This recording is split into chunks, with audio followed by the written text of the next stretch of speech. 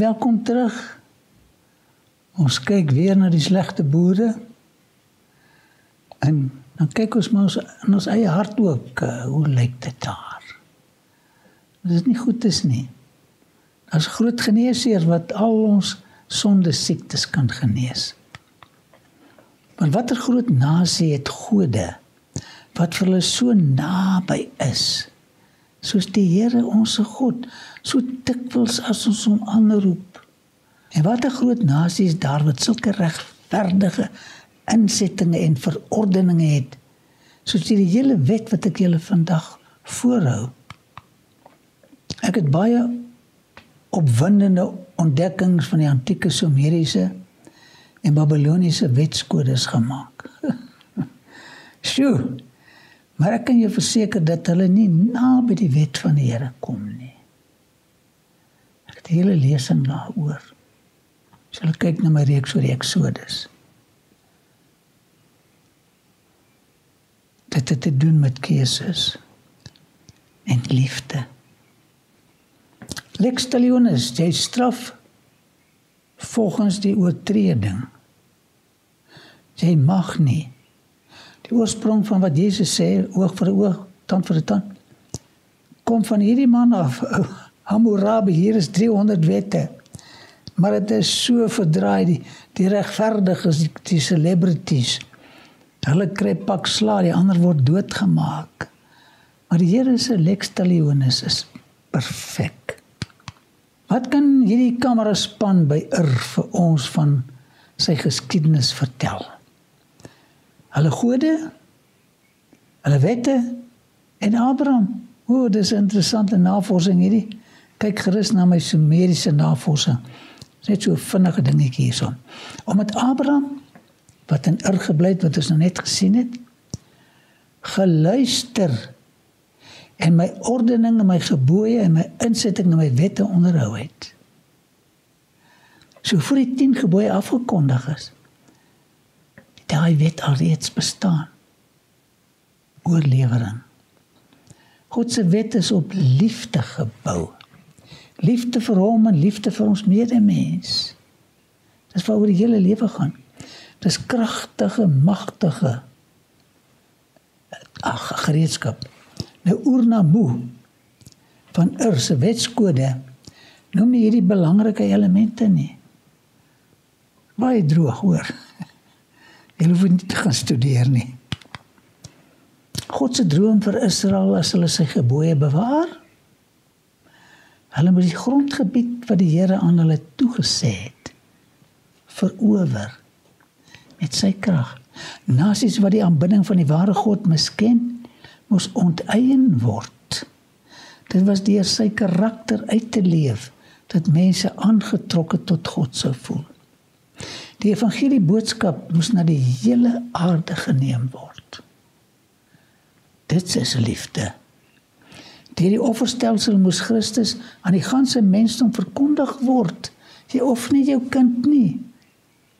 Die Messias gaan geoffer word. Wat 'n boodskap van liefde. Almal wat soos Ragab en Rut hulle van die heidendoms wette bekeer het die voorreg gehad om deel van God se wetsgehoorsame kinders te word. 'n Nuwe lewe, 'n nuwe wet, 'n nuwe liefdevolle God.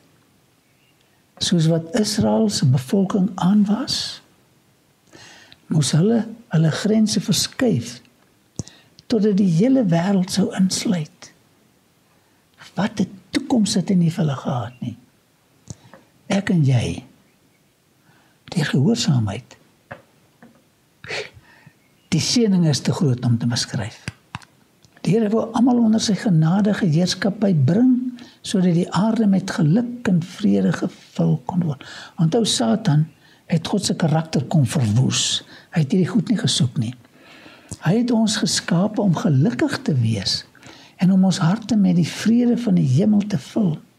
Hy verlang dat ons gesinne op aarde 'n simbool van die groot gesin in die hemel daarbo moet wees. Ag, my vriend, hoe jammer tog.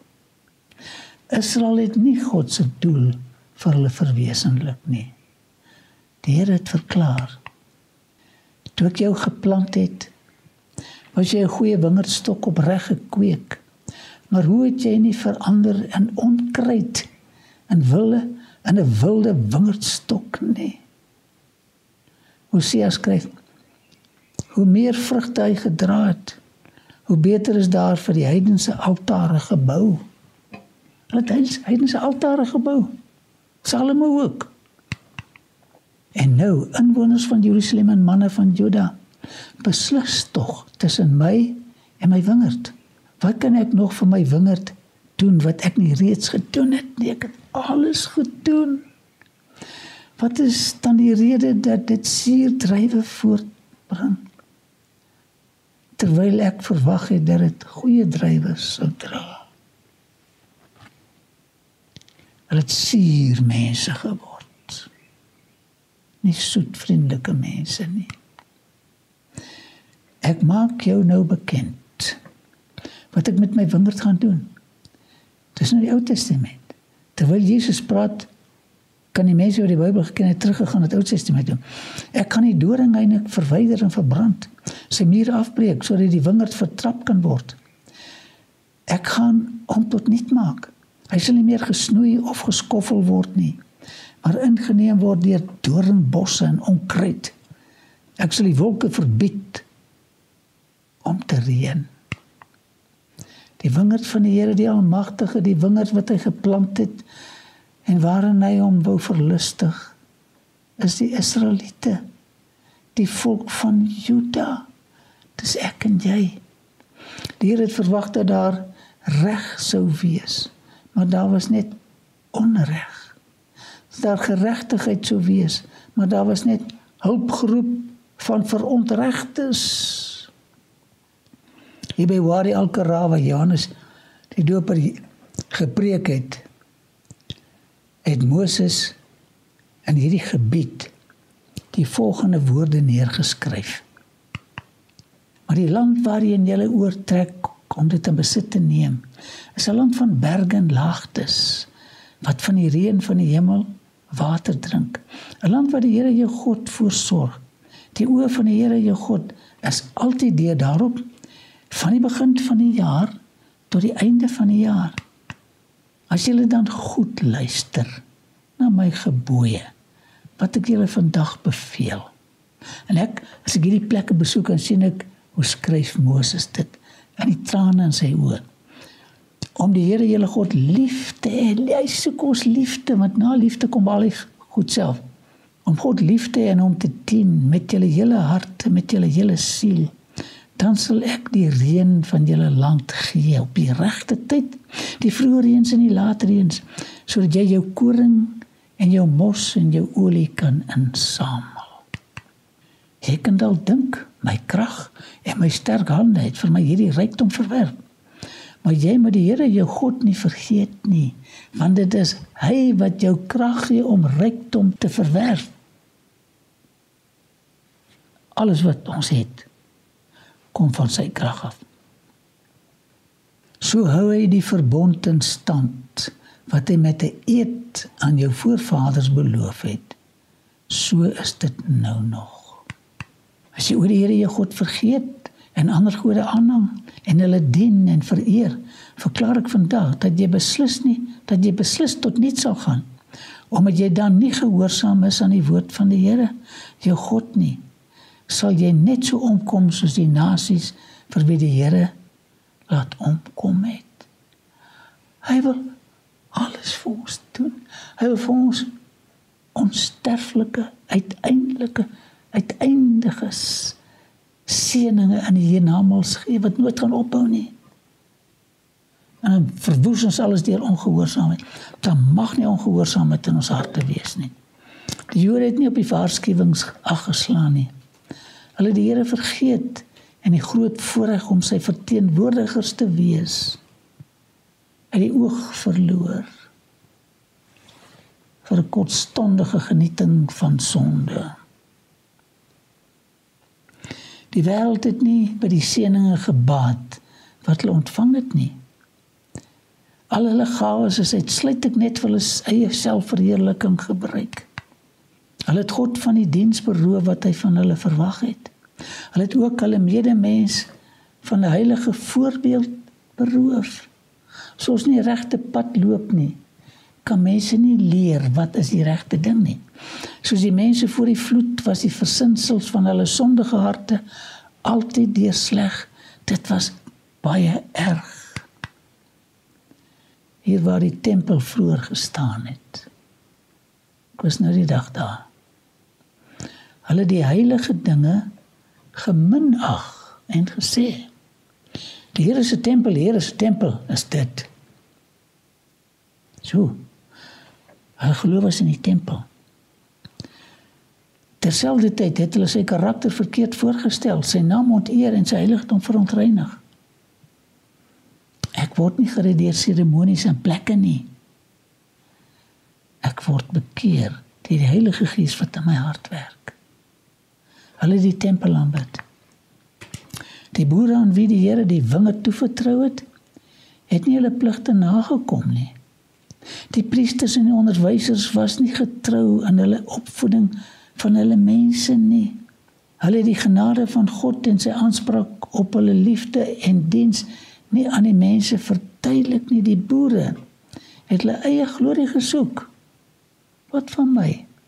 Hulle wou vrugte van die wingerd vir hulle self hou. Selfsug. Hulle was daarop uit om die aandag op hulle self te fokus, te vestig. Selfsug is selfmoord. Onselfsugtigheid is ewige lewe.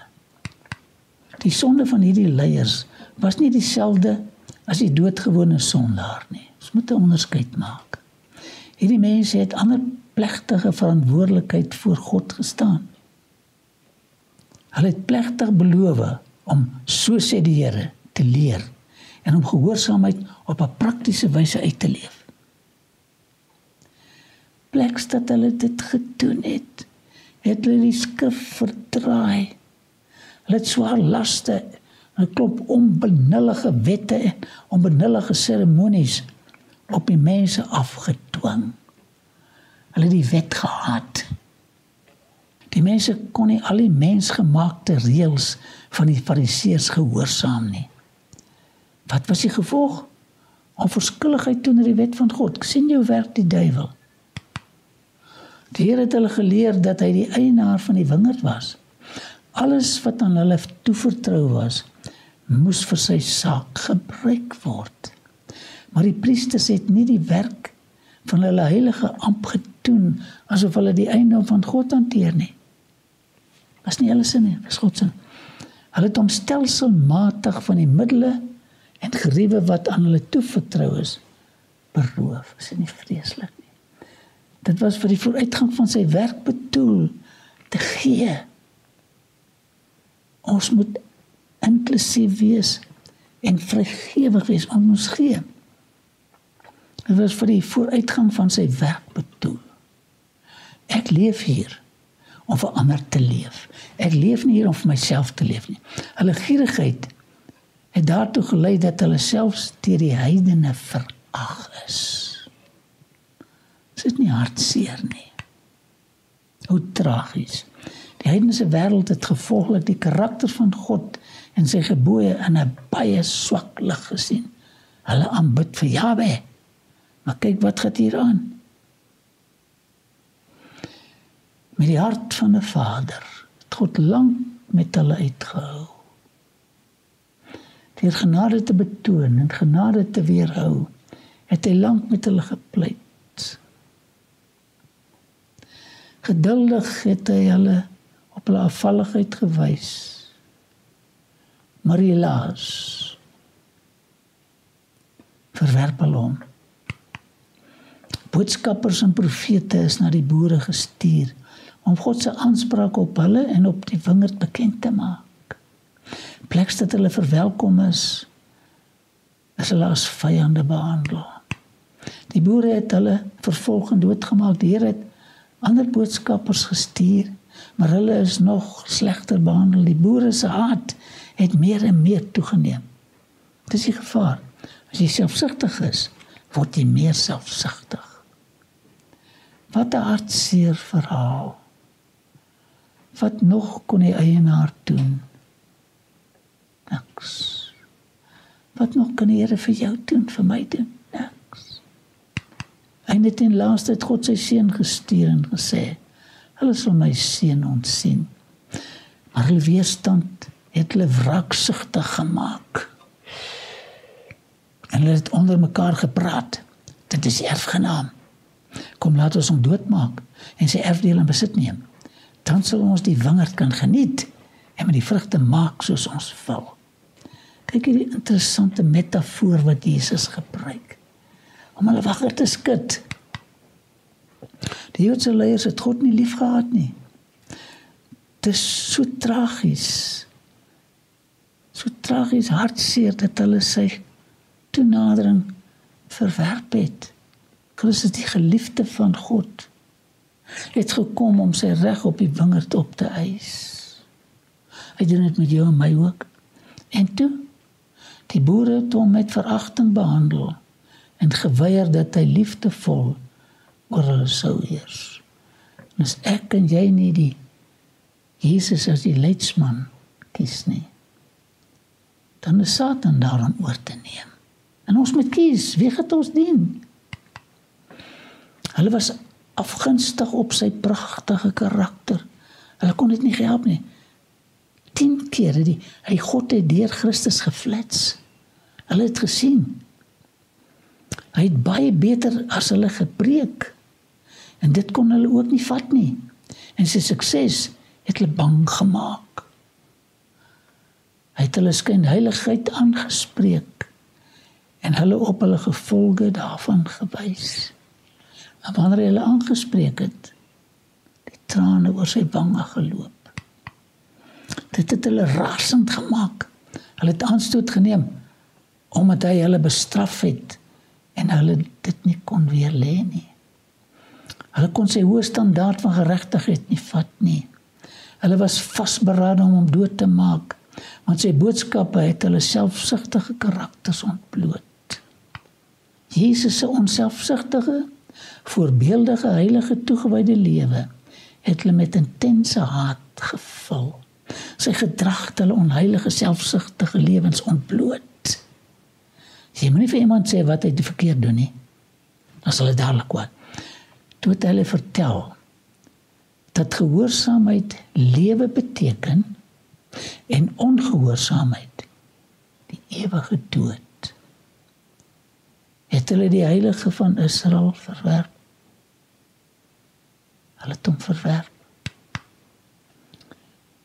Toe hulle gevra is om tussen Jesus en Barabbas te kies, het hulle uitgeroep, laat vir ons Barabbas los.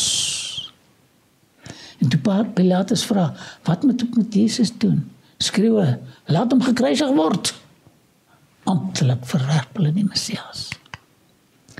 Moet ek julle koning kruisig, het Pilatus gevra. Ons het geen koning nie, behalwe die keiser nie. Dit was die Jode wat het gekies het. Nie God nie, hy het gehuil. Toe hulle keiser bo hom kies. Pilatus was sy hande en sê, ek is onskuldig aan die bloed van hierdie regverdige man. Die priesters het saam met die gepepel woedend verklaar, laat sy bloed op ons en ons kinders kom. En dit het met die Joodse volk gebeur.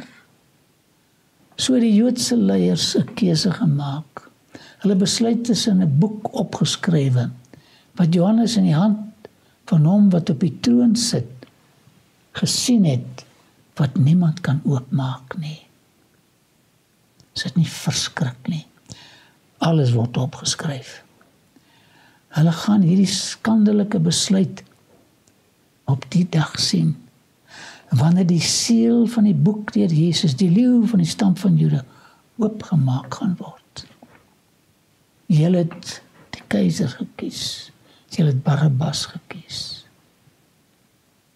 Wat staan in die boek oor ons? Die Jode het die idee gekoester, dat hulle die hemelse gunstelinge was, en altyd as die kerk van God verhef sou word. Hulle het gesê, hulle is die kinders van Abraham. Hulle was so oortuig dat hulle dit almal uitgedaag het, om die teendeel te kom bewys. maar deur hulle skandelike ontrouheid was hulle besig om vir die hemelse veroordelinge en ewige skeiding van God voor te berei. Selfsug, selfmoord. In die gelykenis van die wingerd, nadat Jesus hulle finale daad van boosheid geskilder het, het hy vir hulle hierdie vraag gevra: wanneer die eienaar van die wingerd dan kom? Want hy gaan kom. Wat sal hy met die boere doen? Die priesters het die verhaal met intense belangstelling gevolg en sonder dat hulle aan die moontlikheid gedink het dat die slegte boere hulle voorgestel het hulle saam met die ander mense geantwoord: die slegte mense, hy sal hulle slegte dood laat sterwe en die wingerd verhuur aan ander boere wat hom die vrugte op sy regte tyd gee. Sjoe. Onwetend het hulle self verdoem. Jesus het oogkontak met hulle gemaak en hulle het besef dat hy die geheime van hulle harte gesien het. Sy godheid is met onmiskenbare krag aan hulle geopenbaar. Hulle het hulle self in daardie slegte boere gesien en onwillekeurig uitgeroep: maar God het verhoed. Daarom sê ek vir julle dat die koninkryk van God van julle weggeneem sal word en aan 'n volk gegee sal word, dit is ek en jy, wat die vrugte daarvan sal lewer. Wie op hierdie klip val, sal verpletter word. En die een op wie hy val, sal hy vermorsel. Jesus kon die ramp verhoed het, as die Joodse nasie hom aangeneem het. Ongelukkig het afguns en jaloesie hulle onversoenlik gemaak. Hulle was vasberade om Jesus van Nasaret nie as die Messias te aanvaar nie. Hulle het hom, die lig van die wêreld, verwerp. En middernagtelike donkerte was die gevolg. Die profesie van hulle vonnis sou die nasie in al sy felheid tref. Ongehoorsaamheid, selfmoord. God soek dit nie. Ons soek dit nie van ons kinders nie. Hulle eie ongetemde woede het vir hulle vernietiging gesorg. En hulle blinde woede het hulle mekaar verwoes. Deur hulle hardnekkige rebellie het hulle Rome se woede op hulle self gebring. As hulle maar net vir Jesus aangeneem het. Jerusalem en die tempel is in rommel omskep. En die plek het soos 'n omgeploegde land gelyk. Hulle is op die wreedste, ondenkbaarste wyse om die lewe gebring. Miljoene is as slawe verkoop. Die Jode het besluit om nie God se hoë doel vir hulle te vervul nie. En die wingerd is van hulle weggeneem. Die voorregte wat hulle verbeur het, hulle roeping wat hulle versmaai het, is aan ander toe vertrou. Wat van jou en van my? Mag die Here ons help om onselfsugtige, getroue rentmeesters van sy wingerd, van sy seëninge te wees. Deel jou geluk met ander. Vertel hoe dankbaar jy is. So kort opsommingkie. God se ewige mooi doel gaan ten spyte van ons ontrouheid triomfeer. Israel het hulle rol as uitverkorenes verbeur. Mag dit nie in ons geval, die geestelike Israel, gebeur nie. Volgende keer meer inligting oor die kerk van vandag. Liefdevolle Vader. As pyn in die hart. Pyn in die hart. Omdat mense verkies. Om hulle eie drange te bevredig en Satan te volg. En hulle self te verwoes. Mag ons gehoorsaam.